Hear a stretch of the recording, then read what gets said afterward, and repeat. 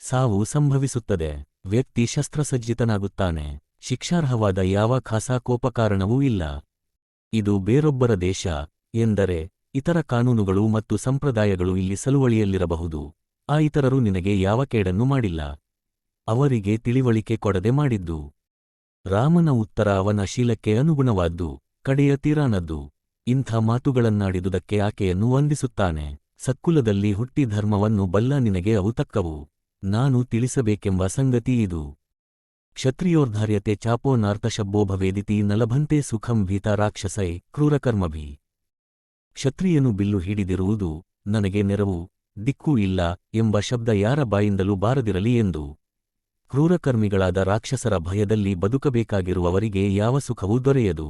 ಸಜ್ಜನರೂ ಪ್ರಾಮಾಣಿಕರೂ ಆದ ಜನ ನನ್ನಲ್ಲಿಗೆ ಬಂದು ಆಶ್ರಯ ಬೇಡುತ್ತಿದ್ದಾರೆ. ಅವರು ಮುನಿಗಳು, ಸಂಶ್ರಿತವ್ರತ, ಇತರರಿಗೆ ಕೇಡು ಮಾಡದೆ ತಮ್ಮ ಧರ್ಮದಲ್ಲಿ ನಿರತರಾಗಿರುವವರು ಅವರು. ಕಂದ, ಮೂಲ ಹಣ್ಣು ತಿಂದು ಬದುಕಿರುವವರು. ರಕ್ಷಣಂ ಸಹ ಭ್ರಾತ್ರಾತ್ವಂ ನಾಥ ಹಿ ವಯಂ ವನೆ ಮಯಾ ಚ ಏತದ್ವಚ ಶ್ರುತ್ವಾ ಕಾರ್ತ್ಯನ ಪರಿಪಾಲನಂ ಸಂಶ್ರುತ್ಯ ಚ ನ ಶಕ್ಷ್ಯಾಮಿ ಜೀವಮಾನಃ ಪ್ರತಿಶ್ರವಂ ಮುನಿನಾಮನ್ಯಥಾ ಕರ್ತುಂ ಸತ್ಯಮಿಷ್ಟಂ ಹಿ ಮೇ ಸದಾ.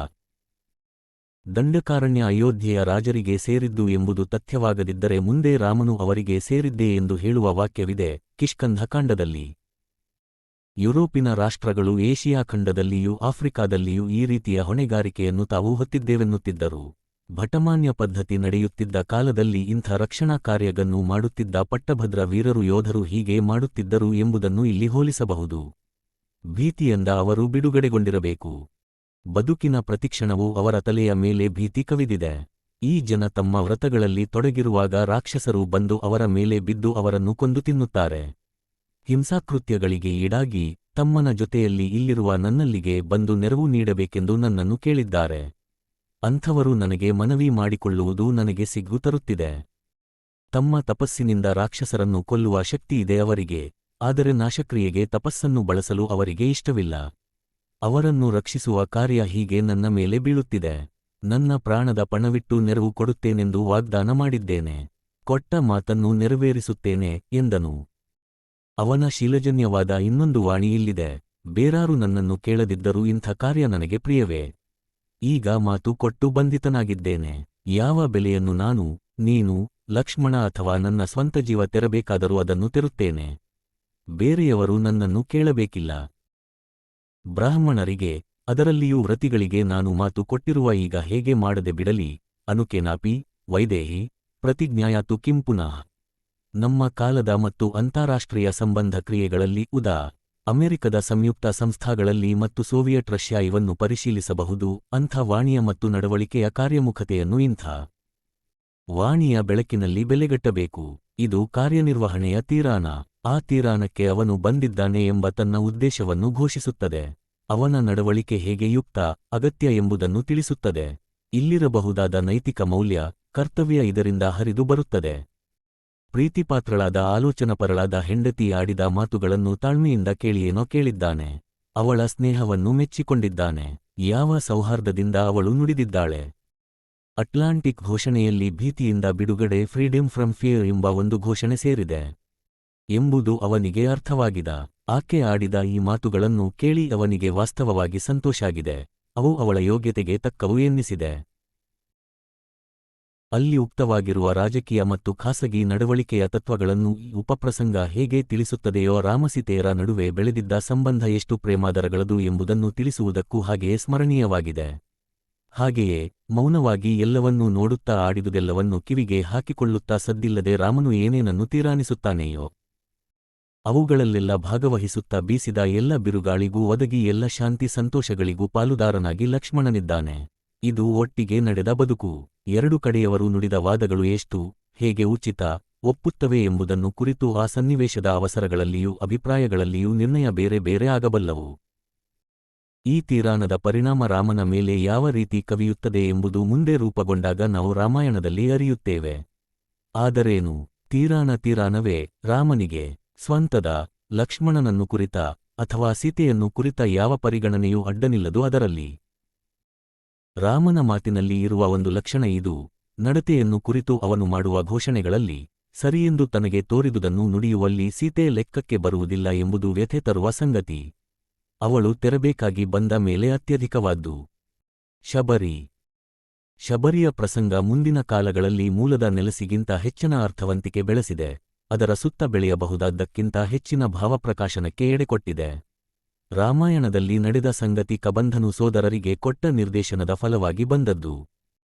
ಪಂಪಾ ಸರೋವರದ ಪಕ್ಕದ ಬೆಟ್ಟಗಳ ಇರುಕುಗಳಲ್ಲಿ 4 ಸ್ನೇಹಿತರೊಡನೆ ಇರುವ ಸುಗ್ರೀವನ ಸ್ನೇಹ ಬೆಳೆಸಬೇಕೆಂದು ಕಬಂಧನು ರಾಮನಿಗೆ ಹೇಳಿರುತ್ತಾನೆ. ಸುಗ್ರೀವನು ಆಗಾಗ ಹೊರಗೆ ಬಂದು ಋಷ್ಯಮುಖ ಪರ್ವತಗಳಲ್ಲಿ ಕುಳಿತುಕೊಳ್ಳುತ್ತಾನೆ ಎಂದು ತಿಳಿಸಿದ್ದ. ಅವನ ನಾನಾ ಗುಣಗಳನ್ನು ಎತ್ತಿ ಹೇಳಿ ಮೆಚ್ಚಿಕೆಯ ನುಡಿ ನುಡಿದಿರುತ್ತಾನೆ. ಪಕ್ಕದಲ್ಲಿರುವ ಪಂಪಾ ಸರಸ್ಸು, ಅದರ ಭೂಸನ್ನಿವೇಶ ಎಷ್ಟು ಚೆನ್ನಾಗಿದೆ, ಚಿತ್ರಶೃಂಗಾರಗಳಿಂದ ಕೂಡಿದೆ ಎಂದು ಹೇಳುವುದರ ಜೊತೆಗೆ ಆ ಸ್ಥಳದಲ್ಲಿ ಯಾವ ಗದ್ದಲವೂ ಇಲ್ಲ, ಅದರ ಶಾಂತಿಭಂಗ ಮಾಡುವ ಯಾವ ಸಂದರ್ಭವೂ ಇಲ್ಲ, ಮನುಷ್ಯರು ಉಂಟುಮಾಡಬಹುದಾದ ಯಾವ ತೊಂದರೆ ಕಷ್ಟಗಳನ್ನು ಅರಿಯದೆ ಅಲ್ಲಿ ಹಕ್ಕಿಗಳು ಹಾರಾಡುತ್ತವೆ ಎಂಬುದನ್ನು ಕಬಂಧನು ತಿಳಿಸುತ್ತಾನೆ. ಜನರ ಕೈಯಿಂದ ತಾವು ಸಾಯುತ್ತೇವೆ ಎಂಬುದನ್ನು ಆ ಪಕ್ಷಿಗಳು ಅರಿಯವು. ಅಲ್ಲಿ ಇರುವ ಹಕ್ಕಿ, ಮೀನು ಬಹು ರುಚಿಕರವಾದ ತಿನಿಸಾಗುತ್ತವೆ. ಧೃತಪಿಂಡೋಪಮಾನ್ ಸ್ಕೂಲನ್ ತಾನ್ ದ್ವಿಜಾನ್ ಭಕ್ಷಯಿಷ್ಯಥಃ ರೋಹಿತಾನ್ ವಕ್ರತುಂಡಾಲಶ್ಚ ನಡುಮಿನಾಂಶ್ಚ. ತುಪ್ಪದ ಮುದ್ದೆಯಂತೆ ಪುಷ್ಪವಾಗಿ ಬೆಳೆದ ಆ ಹಕ್ಕಿಗಳು ನಿಮಗೆ ಒಳ್ಳೆಯ ಭಕ್ಷ್ಯಗಳನ್ನು ಒದಗಿಸುತ್ತವೆ, ನಾಲಗೆಗೆ ರುಚಿ ಕೊಡುತ್ತವೆ. ಈ ಹಕ್ಕಿ, ಮೀನು ರೋಹಿತ, ವಕ್ರತುಂಡ, ನಡುಮೀನು ಜಾತಿಯವು. ಯಾವ ಬಗೆಯಲ್ಲಿ ಅವನು ಆಡಬಹುದು ಎಂಬುದನ್ನು ವಿವರಿಸುತ್ತಾನೆ. ಅಲ್ಲಿ ಶಬರಿ ಎಂಬ ಹೆಸರಿನ ಒಬ್ಬ ಪರಿಚಾರಿಣಿ, ಶ್ರಮಣಿ ಇದ್ದಾಳೆ. ಅವಳನ್ನು ನೋಡಿ ಹೋಗಿ, ಆಕೆಗೆ ತುಂಬ ವಯಸ್ಸಾಗಿದೆ, ಚಿರಂಜೀವಿನಿ, ತಾನು ಸ್ವರ್ಗಸ್ಥಳಾಗುವ ಮುಂಚೆ ನಿಮ್ಮನ್ನು ಕಾಣುವ ಆಸೆಯಲ್ಲಿದ್ದಾಳೆ. ಅದೇ ಸುಖ್ಯಾತ ಮತಂಗಾಶ್ರಮ. ಆಶ್ರಮ ಅತಿಶಯ ಚೆಲುವುಳ್ಳದ್ದು. ಮತಂಗ ಋಷಿ ಬದುಕಿದ್ದಾಗ ಈ ಶಬರಿ ಆತನಿಗೆ ಸೇವೆ ಸಲ್ಲಿಸುತ್ತಿದ್ದಳು ಎಂದಿರುತ್ತಾನೆ. ಸೋದರರು ನಡೆದು ಹೋಗಿ ಪಂಪಾಸರಸ್ಸಿನ ಎಡದಡದಲ್ಲಿದ್ದ ಶಬರಿಯ ಆಶ್ರಮವನ್ನು ಕಂಡು ಅಲ್ಲಿಗೆ ಹೋಗುತ್ತಾರೆ. ಅವರನ್ನು ಕಂಡ ಕೂಡಲೇ ಆಕೆ ಅವರಿಗೆ ಕೈಮುಗಿದು ಪಾದ ಮುಟ್ಟುತ್ತಾಳೆ. ಅರ್ಘ, ಪಾದ್ಯ, ಆತಿಥ್ಯ ಕೊಡುತ್ತಾಳೆ. ಅವರು ಅವಳ ವ್ರತಾದಿಗಳು ಹೇಗೆ ನಡೆಯುತ್ತಿವೆ ಎಂಬುದನ್ನು ವಿಚಾರಿಸುತ್ತಾರೆ. ಸುಗ್ರೀವನಿಗೆ ರಕ್ಷಣೆ ಕೊಟ್ಟಿರುವ ಆಶ್ರಮ ಅದೇ. ಆದ್ದರಿಂದ ಸುಗ್ರೀವನಿಗೂ ರಾಮಲಕ್ಷ್ಮಣರಿಗೂ ನಡುವೆ ಬೆಳೆಯಬಹುದಾದ ಸ್ನೇಹಕ್ಕೆ ಇದು ಹರಕೆಯಾಯಿತು. ಮುಂಚೆಯಿಂದ ತನ್ನ ಅತಿಥಿಗಳಾಗಿ ಬರಲಿರುವರೆಂದಿದ್ದು ಇವರ ನಿರೀಕ್ಷೆಯಲ್ಲಿ ತಾನಿದ್ದಳೆಂದು ಹೇಳಿ ಹೊಸತಾಗಿ ಆರಿಸಿ ಕೂಡಿಸಿದ ವನಫಲಗಳನ್ನು ವನ್ಯಾನಿ ಅವರಿಗೆ ಅರ್ಪಿಸುತ್ತಾಳೆ.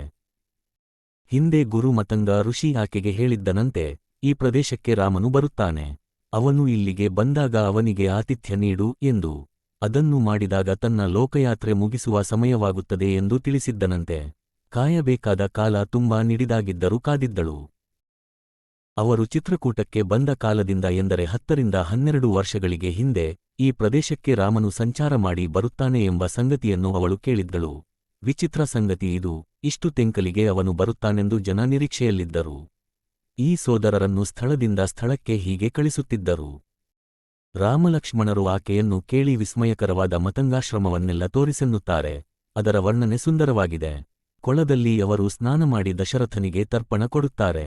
ಆಗ ಆಕೆ ತನ್ನ ನಿರ್ಯಾಣಕ್ಕೆ ಅಪ್ಪಣೆ ಕೊಡಬೇಕೆಂಬ ತನ್ನ ಅಭಿಲಾಷೆಯನ್ನು ಅವರಿಗೆ ತಿಳಿಸುತ್ತಾಳೆ. ಅವರು ಒಪ್ಪಿಗೆ ಕೊಡುತ್ತಾರೆ. ಆ ಬಳಿಕೆ ಆಕೆ ತನ್ನನ್ನು ಅಗ್ನಿಗೆ ಸಮರ್ಪಿಸಿಕೊಳ್ಳುತ್ತಾಳೆ. ಶಬರಿಯ ಕಥೆಯ ಸಂಬಂಧದಲ್ಲಿ ವಾಲ್ಮೀಕಿಯಲ್ಲಿರುವುದು ಇಷ್ಟೇ, ಇದು ಸಾಕೆನಿಸುತ್ತದೆ. ಸಾಕೆಂಬುದು ಸಾಕಷ್ಟಲ್ಲವೇ ಎನ್ನುವುದು ಸೂಕ್ತಿಯೂ ಆಗುತ್ತದೆ. ಸುಗ್ರೀವನ ವಾಸಸ್ಥಳವನ್ನು ಕಂಡುಹಿಡಿಯುವುದಕ್ಕೆ ಈಗ ಕಾಲ ಒದಗಿತು. ಹಾಗೆ ಮಾಡಲು ರಾಮನು ಲಕ್ಷ್ಮಣನಿಗೆ ಹೇಳುತ್ತಾನೆ.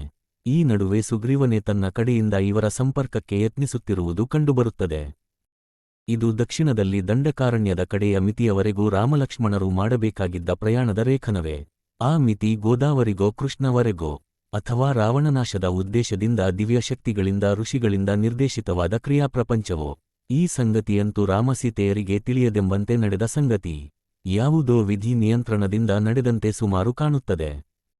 ಹಾಗೆಯೇ ರಾಮಾಯಣ ಕಥೆಯನ್ನು ಮುಂದಿನ ಮಜಲಿಗೆ ಕೊಂಡೊಯ್ಯುತ್ತದೆ, ಸುಗ್ರೀವನು ಅದನ್ನು ಮುಂದುವರಿಸಲು ಎಂಬಂತೆ.